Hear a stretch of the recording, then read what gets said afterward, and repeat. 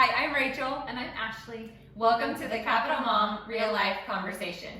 Today we're going to jump into a topic that has really been on both of our hearts, and it is making sure that our kids know that their worth is based on who they are and not what they do. So we'll jump into that just after a glimmer and dimmer. Yes, and this month I think we both have glimmers. Yes. We might have both had dimmers last month, right? Yep. So sun is shining, we're ready for some glimmers. And mine is, my daughter just turned 8, and the morning of her birthday, it was a Saturday, so we were so excited to have her birthday party on her real birthday, and she woke up sick.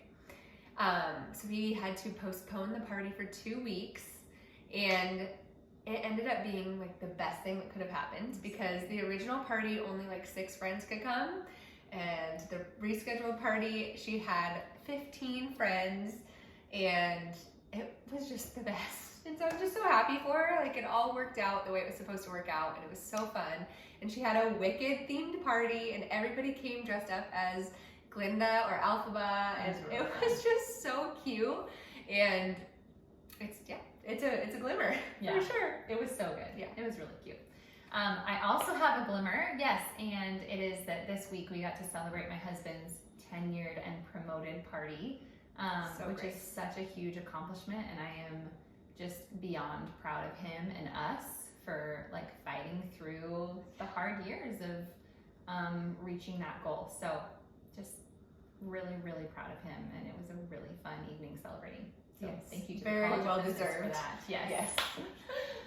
Okay, and just a second touch on that is I think Ashlee deserves, and all the moms who are supporting their husbands and vice versa, that we just like deserve so much love in that process too. It was like Ashlee sacrificed so much so that John could work so hard and be with the kids and all of that. And I think I feel that way with my husband. Like, he travels a lot for work, and when I have people come up to me and thank me for the sacrifice I'm making at home, it just means so much. So Yes. yeah. Thank you. Yes. I know, and it's Mother's Day tomorrow, so that's Yes. especially sweet right now. Yes. You'll get this a month later, but yeah, it's really sweet. Thank you. I need it. Okay, so rolling into our topic, helping our children identify in who they are, not what they do. This is such a good one, and we have a lot to talk about, a lot to kind of plow through that we have been experiencing personally with our kids. Yes. And I just think a lot of parents whose kids are involved in activities, which is a lot of people, or even if they're not, if it's school or whatever it is that they are investing in, how to help them identify and find their worth in who they are inside, as opposed to what they can do on the outside. Yes, their performance, what their performance results are, having that not be what their worth, their worth is. Mm-hmm. So we also want this to come across hopefully just as real as possible, because we're in the middle of it. We're not preaching to you. Some of you may be doing this better than us at this time, or, there's no right or wrong to this, but it's definitely something that's been on our hearts, and we just hope that there's something in this that you can take away that maybe helps you feel better about your path moving forward with your kiddos. And I just think any building up of our kids that we can do in a way that's going to really stick with them is so beneficial. So, you want to start? Sure. Okay. Yes. So focusing on inherent qualities rather than their accomplishments and abilities. So questions that our kids might ask ourselves is like, who am I? What do what makes me special or unique, or what do I have to offer? And I think that as parents, we can really take time to compliment or even just notice things in our kids and point them out that they can reflect on later. So some examples I have is, I love how curious you are. You notice things that other people might miss. Or you have such a kind heart. You help people feel safe and happy around you. I love how true you are to yourself. You're not afraid to be you. Yes.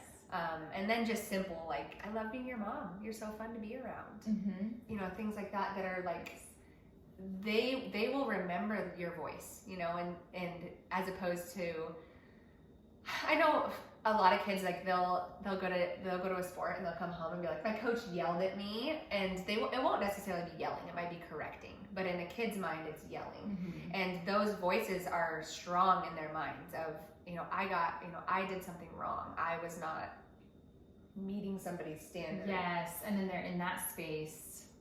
Yeah. Yes. And they're in that negative headspace. So as much as we can pour those words of affirmation into our kids that are true, that we truly believe, that are their strengths, they're going to remember those, and that's going to play in every aspect of their life. Yes. So, and I've actually I feel like I've been in this space a little bit now with my daughter's playing softball for the first time on a more competitive team this year, and it's been really fun, but also a very interesting learning environment for me and for her, where she at times can, I think all of our kids can, but she can be a little more critical on herself. But she's also for the first time going through big disappointments in front of other people, like striking out. Yeah, that stinks. Like, it's no fun. Yeah.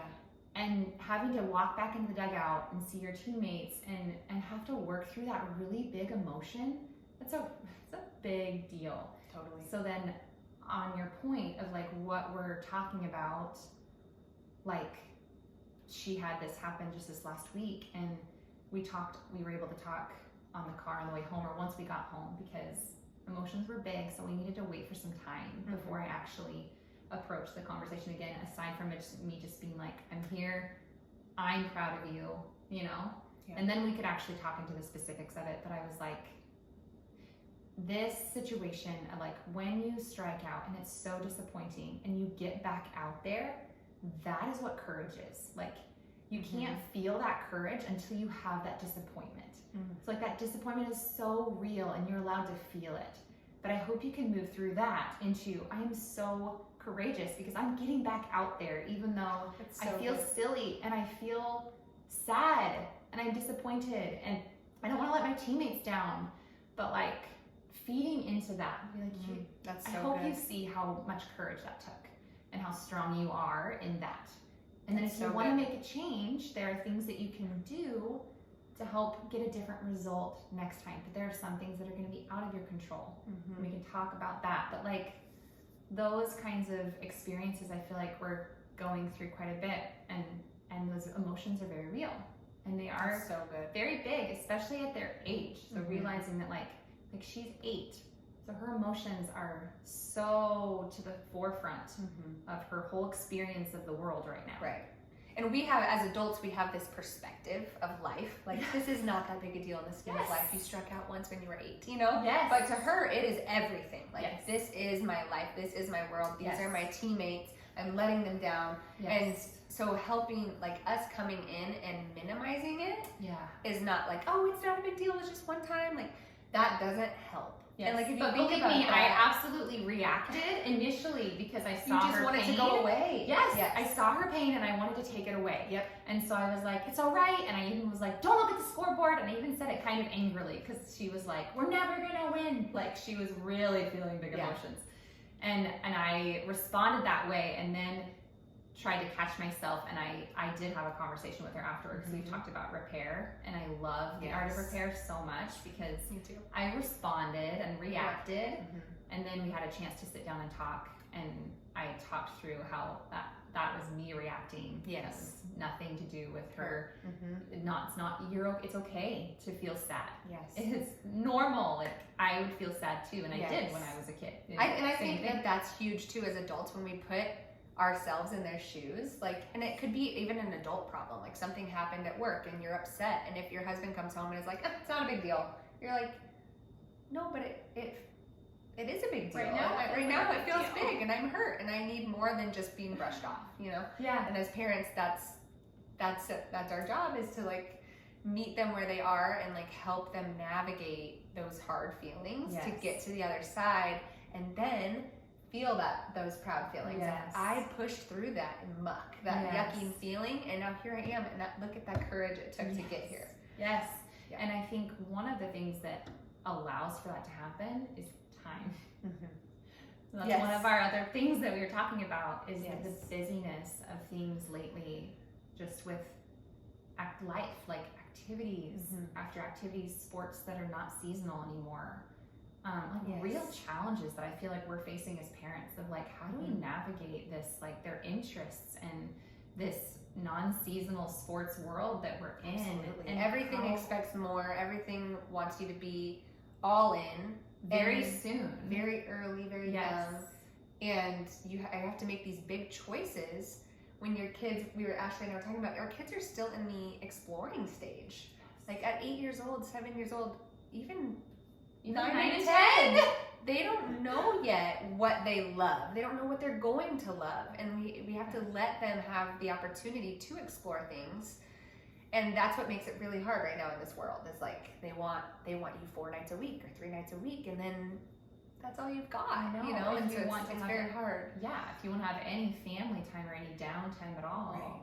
then yeah, like it's really hard to then be a multi-sport kid, which my family, we grew up doing that quite a bit, and we lived in a smaller town, but it just was different. I think that was more common back when we were growing up too, is like people did, they had their seasons, they did basketball, then they did football, then they, whatever it may be. Yes.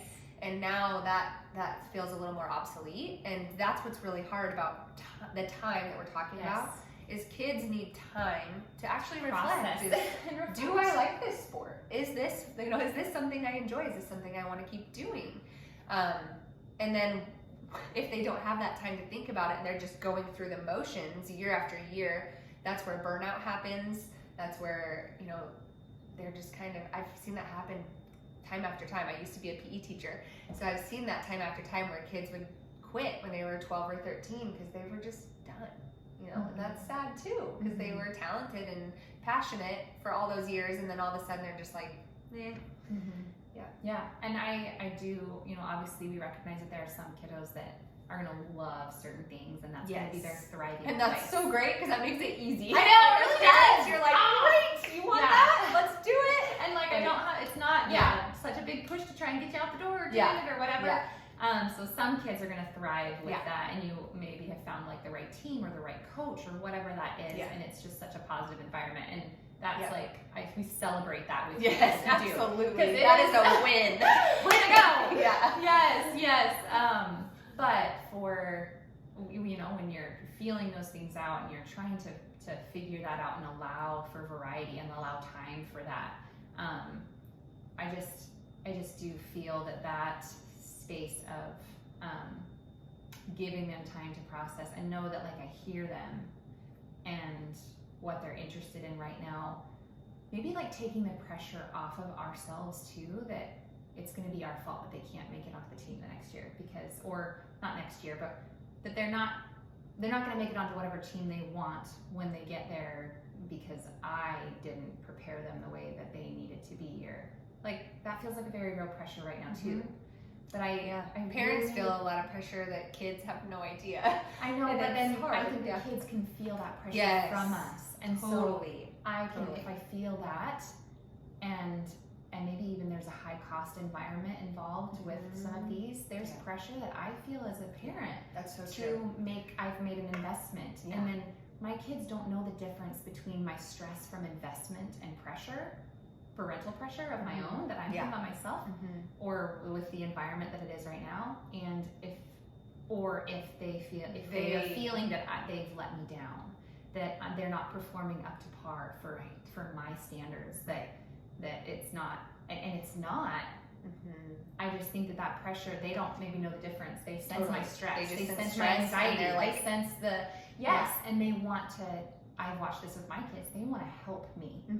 They want me to not feel that way. And it's such it's so sweet, but at the same time, that's the exact opposite environment that I want for them. I actually want to be there for them. I want to encourage and be building them up. I don't want them to be making choices so that my life is easier. Right. I don't want it to have to be that scenario. So when I did gymnastics and dance. Those were my two main sports, and I ended up having to choose between the two.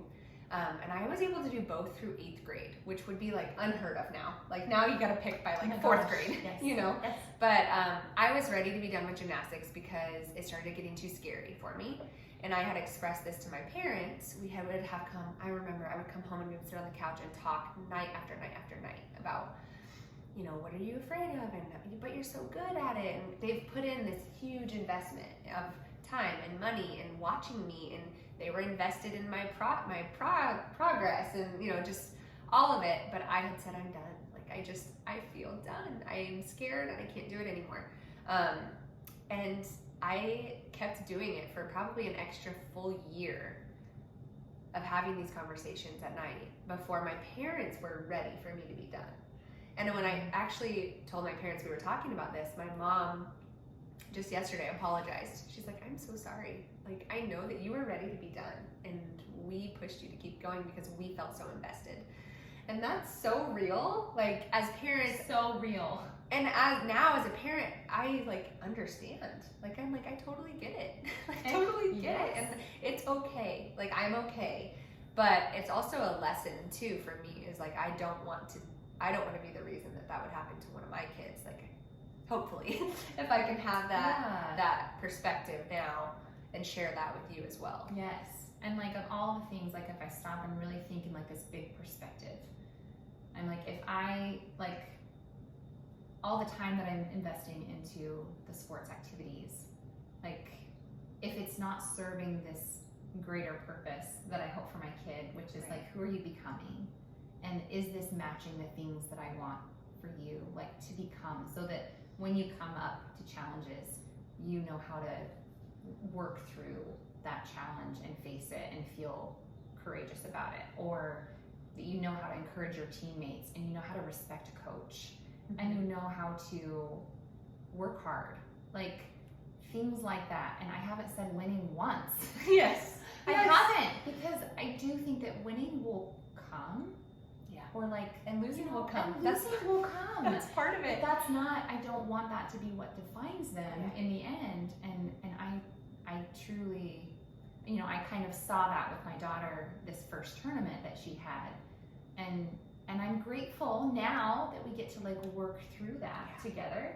Mm-hmm. We have a good enough relationship where we're working through that together now. Yeah. But it was very much a win-lose, and felt really, really sad about the loss. That was the only focus of it. Right. And so in a way, I'm grateful to be able to use that as an opportunity to have the conversation. And I'm glad she's open and willing to have the conversation too, in pieces, parts. Obviously she's 8, so we're still comprehending so much of this. I just planted a seed actually with my son the other day. He's playing soccer right now, and it's his first team sport that he's really done, and he loves it, which is so great. But we were talking about soccer, and he's like, I'm gonna win every game. And I was like, oh, do you think that's how it works? And he's like, yeah, I'm gonna win every game. And I was like, oh, interesting. So we kind of talked about how every athlete wins and loses. There will be times when you win, and there will be times when you lose. There will be times when you score a goal. There will be games you don't score a goal. And we are proud of you no matter what, because of how hard you worked, or how you treated your teammates, or all these things that we're talking about. And I was bringing up, my husband is a gymnastics coach, so my kids know some of the guys on the team, and this was such a good example that my husband teaches his college athletes. He would have kids who would to me they're kids. We're officially old. Yes. But he would have athletes who would fall off an apparatus in gymnastics, and their natural instinct would want to feel upset. It's like striking out. You're like, ugh, I just let my team down. I let myself down. I lost a whole point of my score. Yes. It's a big deal and to it's very fall real. down. Yeah. And real emotions. So, they're walking away and they're mad and happy. It's all over their body language.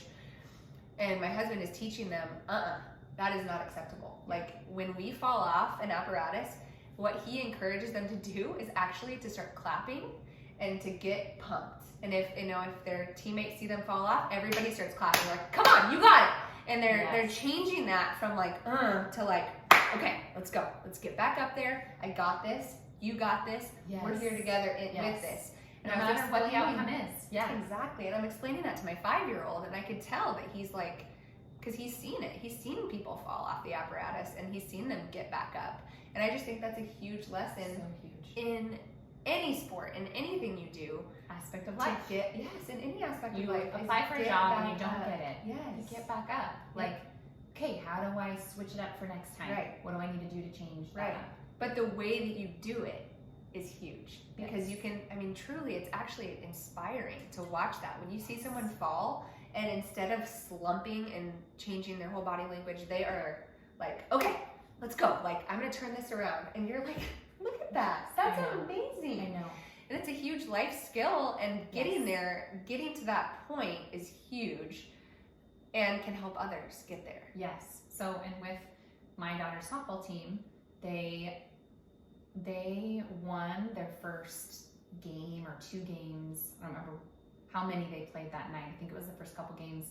And the other team, I hadn't seen this done before. The other team made a tunnel where they like put their hands up and they made a tunnel going into the dugout saying 2, 4, 6, 8, who do we appreciate, so that team could run under. And so the losing team did that to our team. Our team, I don't think had ever seen, at least I had never seen that before.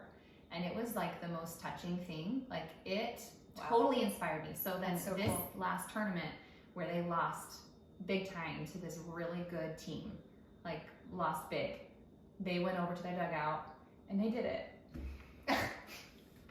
I'm such a sucker for this. Like, they did 2, 4, 6, 8, who we appreciate, to this team that had just crushed them. Yes. But like, That's it amazing. absolutely changes. I really believe that it changes your brain chemistry to be like, that's not what my worth is based off of, whether we won or we lost. But let's talk about what are the wins what are my individual wins that I have? Mm-hmm.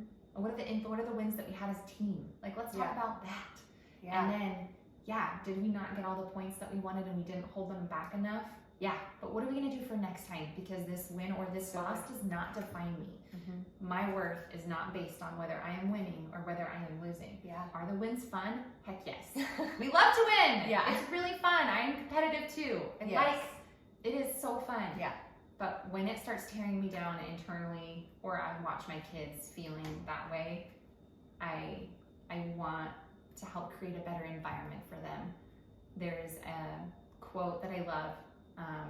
I've been helping with our school garden club, so I'm sure that's why this is partly on my mind, but it says, if a flower isn't growing, if it isn't blooming, you don't change the flower, you change the environment that it's growing in. So like, if I want my kiddo to feel differently or approach things differently, then as a mom, like, I'm a keeper of their environment, and like, what an honor and responsibility. But I get to help create whatever that nurturing environment can be for them, so that they can grow and bloom. Mm-hmm. And if it's not working, change it. Yes, and if it's not working, I don't have to beat myself up about it. I'm learning and growing too. Absolutely. So just adapt. I can adapt and I can change, and we can repair, and we can pause and take time to work through and help create, like, work through this. Who are we becoming? As opposed to having it feel like it's all based on how I'm performing. Totally. Did I perform well? Yeah. So I told my daughter that we were talking about this, and she had just gotten her back handspring this week at gymnastics, which is so exciting. We were so happy for her. But I said, we're going to talk about identifying in who you are, not what you can do. And this is what she said. She goes, so like, I did my back handspring, but that's not why you love me. And she said, but you're proud of me. And I said, yeah, why do you think I'm proud of you? And she's like, well, not because I got my back handspring, but because I worked hard at a goal. And then you celebrated with me. And I was like, yes. That's it. That's what we're talking about. That's it. Yeah, that's it. So yeah, it's just crazy. Like, my 8-year-old, like, I feel like she gets it. Like, this is it. Huge life, like, it's a huge life skill to understand and accomplish.